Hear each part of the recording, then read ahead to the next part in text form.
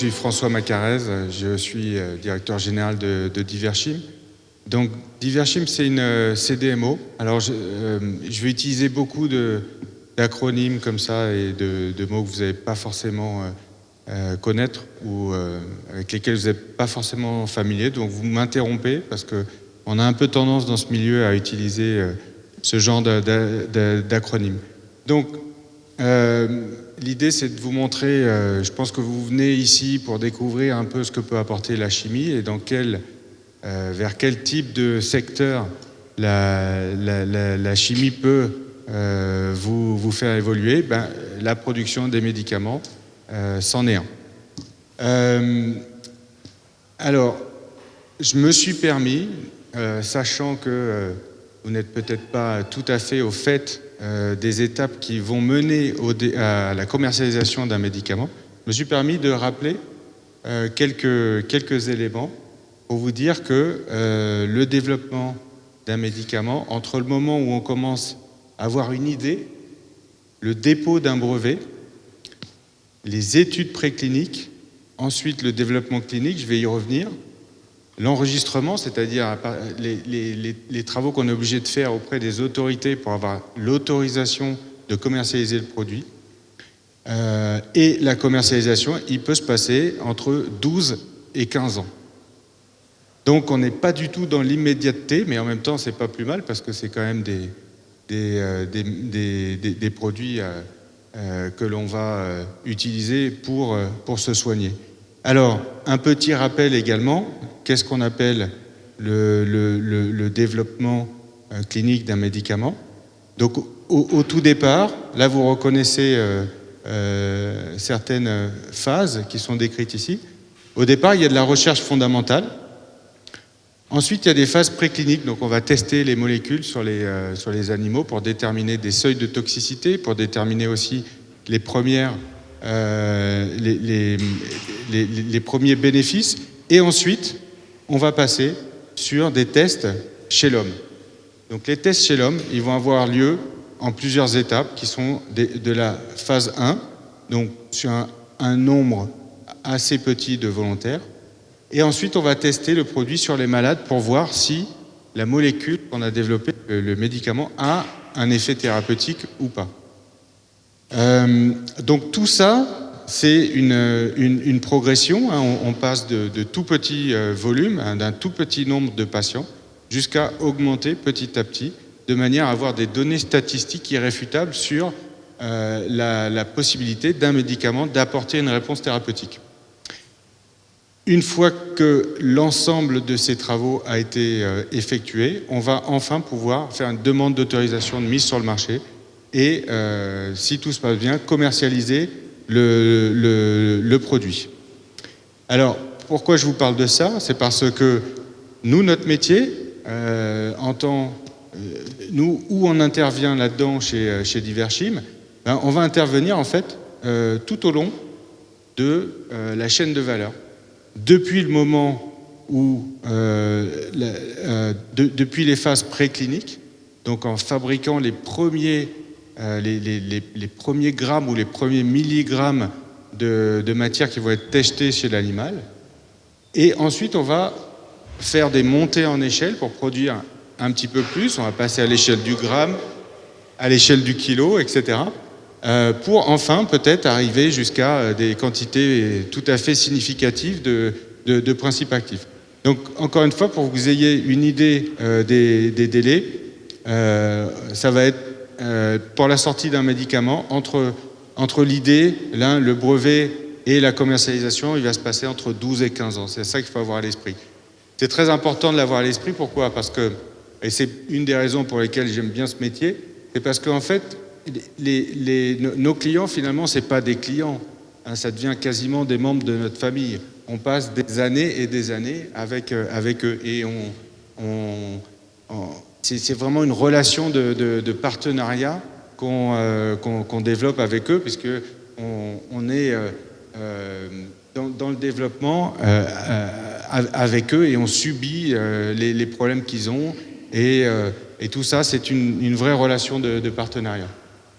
Alors, pour vous donner d'autres indicateurs, parce que je pense que ça c'est important aussi, Quand on va faire de la recherche fondamentale, on va travailler sur une dizaine de milliers de molécules. Et au fur et à mesure, le taux d'attrition va faire que on va diminuer le nombre de molécules sur lesquelles on travaille. Donc on va passer ensuite à 100 molécules testées en phase in vitro. On va avoir plus que 10 molécules qu'on va tester en phase clinique, et enfin un candidat médicament. Donc vous voyez qu'on va travailler sur un nombre extraordinairement grand de molécules pour au final arriver à un tout petit nombre de candidats médicaments. Pour que vous ayez une idée aussi, des molécules qui sont testées en phase préclinique, sur 100 molécules, il y en a 5 qui donneront un médicament. Donc il y a énormément de déchets. Ça veut dire que quand je parlais tout à l'heure de relations de partenariat avec les laboratoires pharmaceutiques qui sont nos clients, ben voilà, on découvre avec eux, on vit avec eux, on a les bonnes nouvelles, les mauvaises nouvelles, etc. Alors, ça c'est une caractéristique de l'industrie pharma, c'est qu'il y a une multitude de sous-traitants. Un des objectifs de l'industrie pharma, je ne devrais pas dire ça, mais c'est d'en faire le moins possible. Donc ils vont avoir tendance à sous-traiter un maximum d'opérations. Donc il y a autour de l'industrie pharma tout un tas de sous-traitants qui vont mettre en place un certain nombre de services et de manière à accompagner la société pharma dans le développement de son médicament. Donc au tout départ, alors il y en a bien plus que ce que j'ai mis évidemment sur le tableau.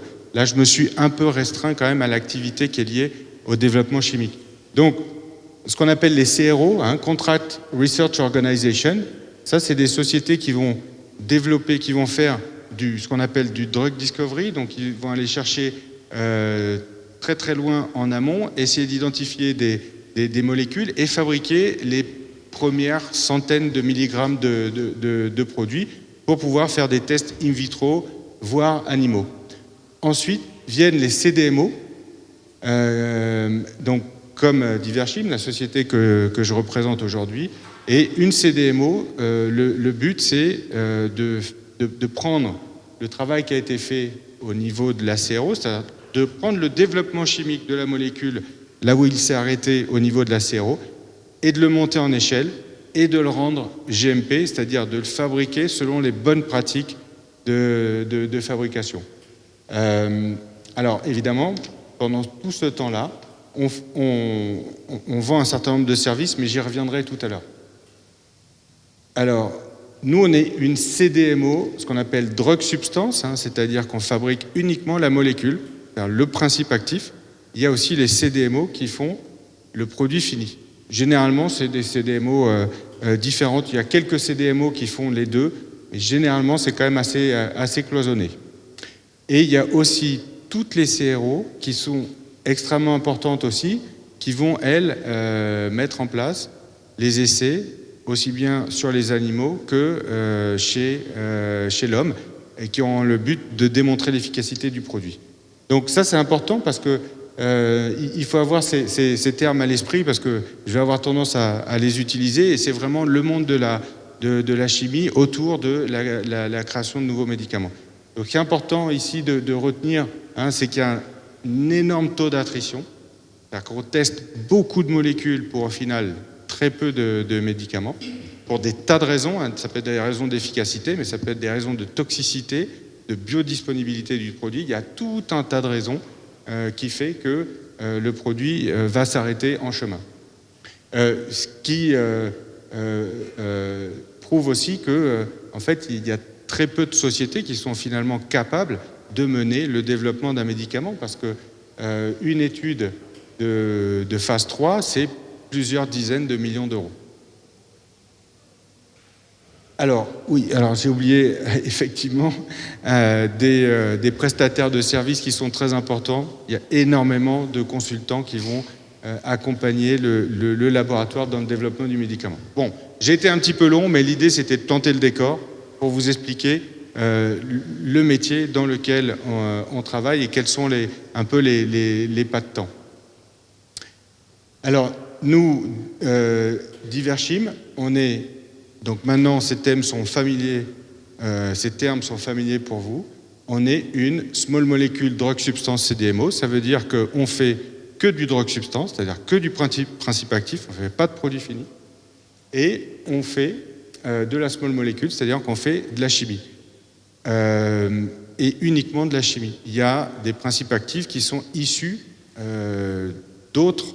Il y a d'autres principes actifs que ceux issus de la chimie orga. Par exemple, il y a les anticorps monoclonaux ou il y a les thérapies gémiques. Ce sont d'autres formes de principes actifs. Concernant la chimie, c'est ce qu'on appelle la small molecule. C'est aujourd'hui le principal pourvoyeur de principes actifs. Aujourd'hui, je crois ne pas vous dire une bêtise que sur 100 molécules qui sont aujourd'hui en essai clinique, plus de 60% sont des small molécules. Donc il y a encore beaucoup de small molécules, ce qui est bien pour nous, puisque c'est ce qu'on fabrique en chimie. Alors on est localisé en région parisienne, à côté de Roissy.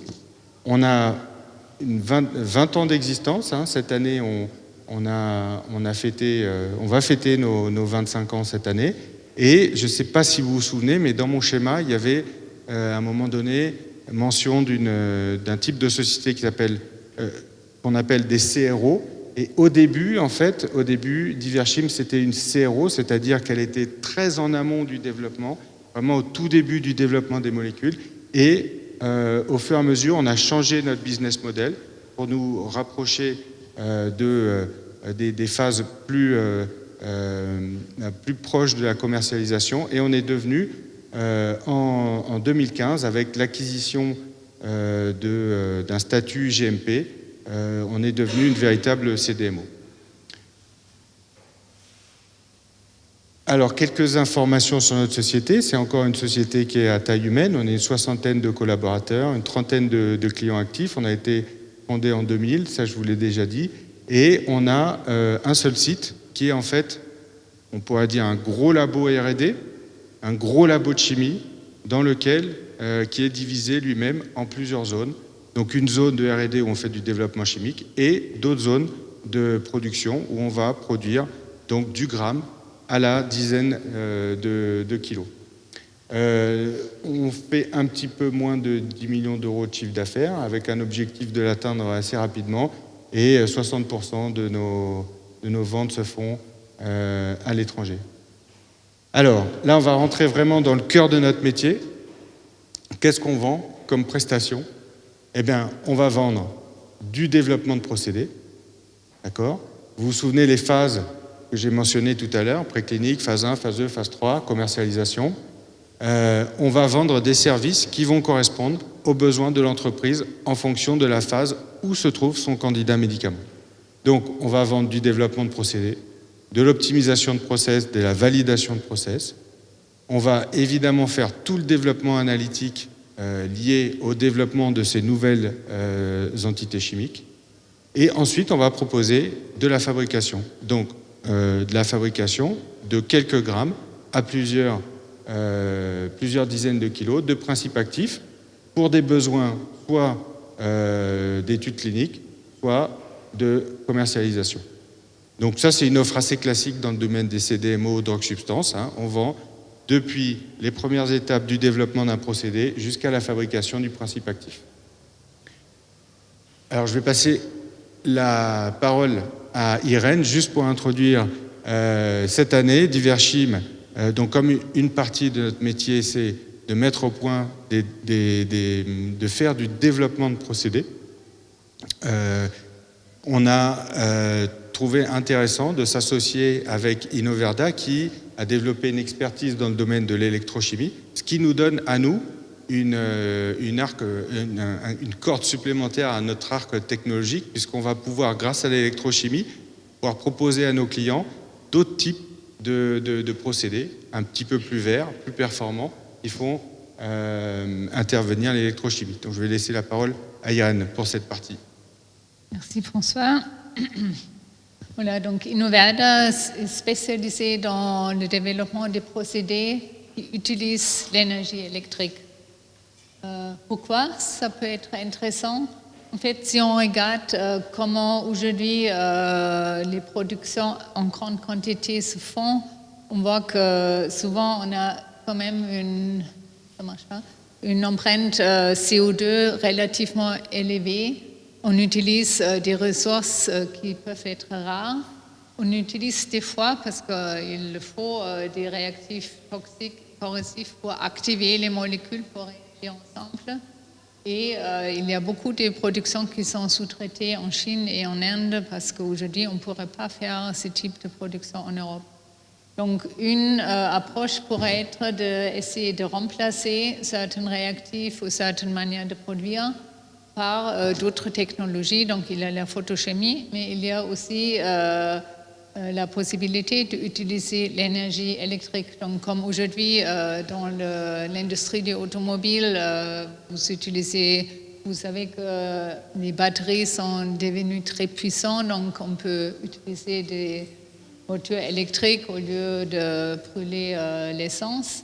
On peut réfléchir si on ne peut pas appliquer ce principe aussi à la chimie.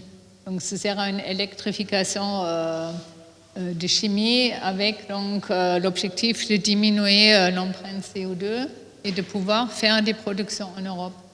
Donc tout ça est seulement intéressant, donc ça il faut avoir dans la tête si on peut donc développer ces technologies aussi à une échelle vraiment industrielle, donc si on peut faire un scale-up d'une manière assez soft, et si le coût de production à la fin sont plus faible que les coûts de production actuels avec les procédés actuels. Sinon, personne ne veut changer les procédés et ça, on peut prendre.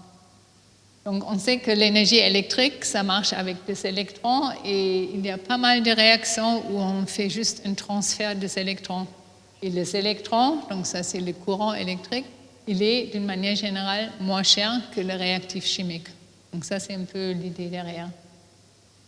Donc, ce qui se passe, par exemple, dans la photosynthèse, ça c'est en principe une électrosynthèse, parce que l'énergie solaire, elle initie un flux des électrons. Donc, la chimie, entre guillemets, elle se fait donc, dans les feuilles, avec l'eau comme solvant, tout ça à température ambiante et une pression ambiante. Et à la fin, il y a par exemple des molécules qui sont assez complexes, comme glucose, ou d'autres qui sont synthétisées.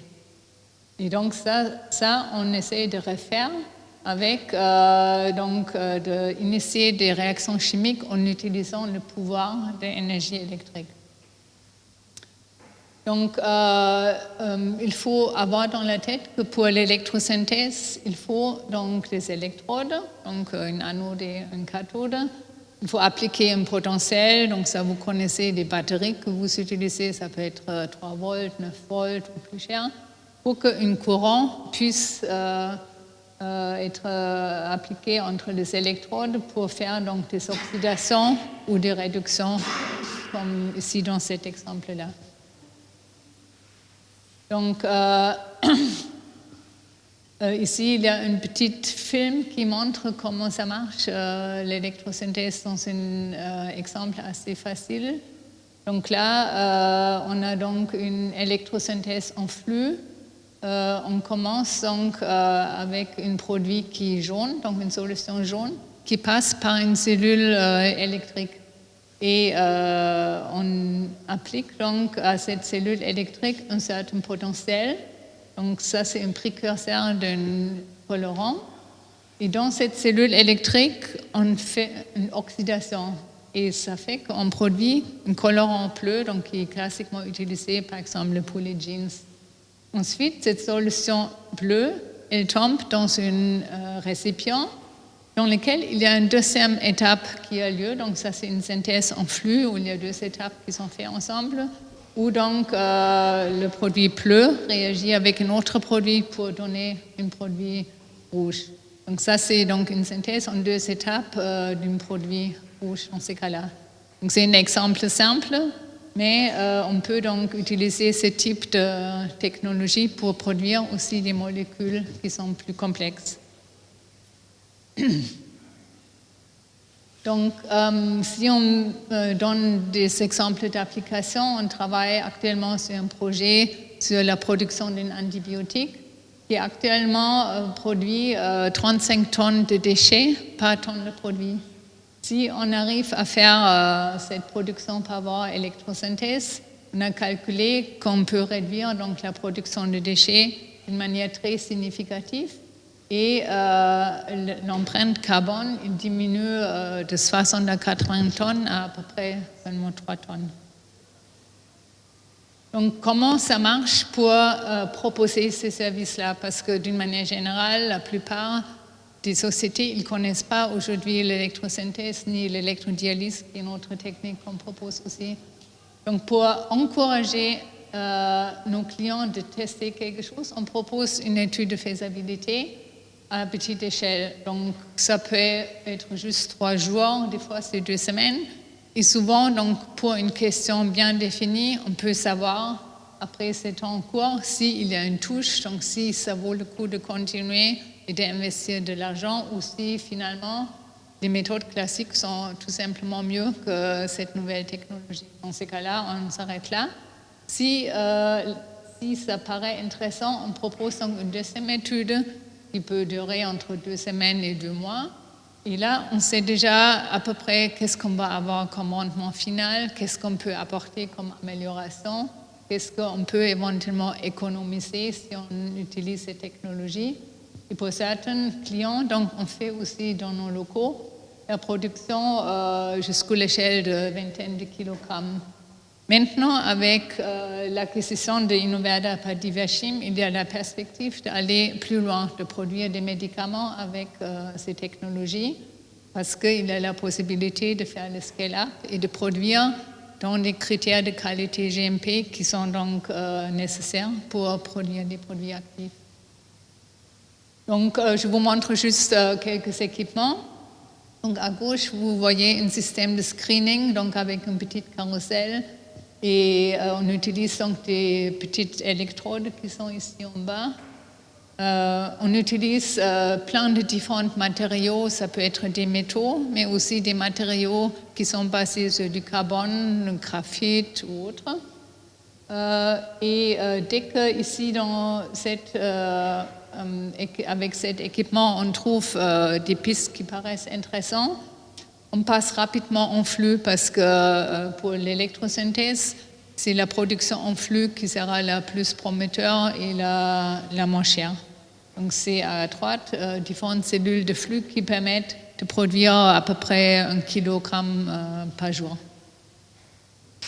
On propose aussi une technologie qui s'appelle électrodialyse et qui est une technologie qui a été utilisée pour dessaler l'eau de mer et qu'on peut utiliser, par exemple, pour travailler sur des milieux de fermentation pour faire sortir certains acides aminés qui ont une valeur intéressante.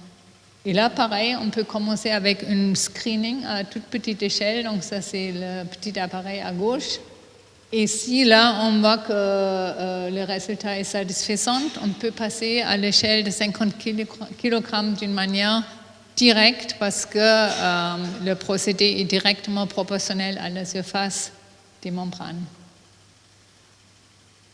Donc pour montrer que ça marche pas seulement à l'échelle de laboratoire de quelques centaines de milligrammes en grammes, on dispose donc des réacteurs de 50 et 100 litres, des évaporateurs et une unité de filtration pour vraiment produire le produit final pour le client peut comparer les qualités de différents produits. Voilà, donc typiquement on travaille dans différentes industries, la bioéconomie, la chimie fine, compléments alimentaires.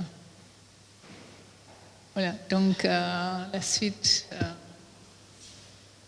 Merci. Donc on va revenir à la présentation de Diverchim. Donc l'idée, c'est de proposer à nos clients de la fabrication de principes actifs d'origine chimique avec la possibilité d'utiliser maintenant l'électrochimie comme une nouvelle technologie. Mais évidemment, ce n'est pas la seule. Tous les procédés qu'on a développés ne vont pas faire appel à l'électrochimie. Pour information, donc, on fait le grand écart. Nos clients vont de la start-up type Terranexus qui a un pipeline de produits, c'est-à-dire un pipeline de produits en développement, et qui n'a pas encore de rentrée d'argent liée à la commercialisation des produits. Donc ça, c'est Terra Nexus, Averroa, Biofta, par exemple, jusqu'à des sociétés un petit peu plus installées, hein, des startups qui ont bien grossi, comme Sanofi, par exemple, ou des sociétés type mid-size pharma. Donc on fait le grand écart, et vous imaginez bien que la relation qu'on a avec une startup comme Terra Nexus n'est évidemment pas la même que celle qu'on peut avoir avec une société comme Sanofi. Ici, on va vraiment avoir un rôle de partenaire, voire de coach dans certains cas. Ici, on est vraiment, disons, plus de l'ordre de l'exécutant. Mais toute relation est intéressante et enrichissante. On essaye d'être bien intégré dans notre milieu. On est même membre de France Chimie Île-de-France, dont je suis un heureux administrateur par ailleurs. Pour revenir sur l'aspect de la chimie, tout à l'heure je vous ai dit notre bâtiment, notre site, c'est un gros labo. Voilà, c'est un gros labo qui est divisé en plusieurs zones. Donc une zone de R&D dans laquelle on va faire tout ce qui est développement de procédés, troubleshooting, montée en échelle, production en statut non GMP. C'est là, par exemple, que on va développer, si besoin, un procédé faisant appel à l'électrochimie. Ensuite, on va, si tout se passe bien et que notre procédé est suffisamment optimisé, on va envisager la production pour pouvoir fournir à nos clients les quelques grammes ou les quelques kilos dont il a besoin pour mener ses études cliniques. Là, on va passer donc dans une zone qu'on appelle une production petite échelle, GMP, hein, donc ça veut dire selon un cahier des charges bien précis. Ensuite, on va passer au kilolab. Donc ici, on va être de quelques centaines de milligrammes à quelques dizaines de grammes. Ensuite, on va monter en échelle au kilolab de l'ordre du kilo jusqu'à la trentaine de kilos. Et enfin, on a un atelier pilote qui est vraiment un atelier commercial dans lequel on fabrique jusqu'à quelques dizaines de kilos de molécules qui sont déjà sur le marché. Bien sûr, tout le travail que l'on mène s'accompagne d'un travail analytique au début de développement. Donc, comme on travaille sur des nouvelles entités chimiques, il n'y a pas de méthode analytique, donc ça nous oblige à développer et à valider des méthodes analytiques pour produire ces nouvelles molécules. Et enfin, tout le testing de routine et le testing libératoire pour pouvoir établir les bulletins d'analyse des produits.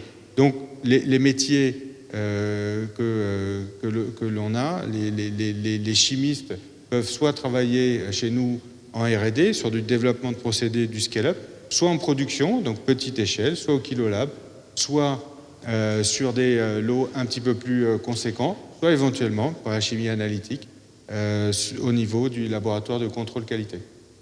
Je crois que c'est mon dernier slide. Voilà, nous, notre site est approuvé par la NSM, donc on est autorisé par l'autorité du médicament à produire des principes actifs qui seront utilisés qui seront utilisés chez l'homme, donc que ce soit dans le cadre d'études cliniques ou de produits déjà commercialisés. On a eu notre dernière inspection date de juin 2022. Comme c'est des autorisations qui valent 3 ans, on s'attend du jour au lendemain à voir débarquer la NSM pour nous renouveler notre autorisation. Et de même, on s'attend à voir débarquer la FDA parce qu'on est rentré dans un processus avec un de nos clients qui a déposé un dossier d'autorisation de mise sur le marché aux États-Unis avec d'Iverchim déclaré comme le fabricant du principe actif. Voilà, j'en ai terminé.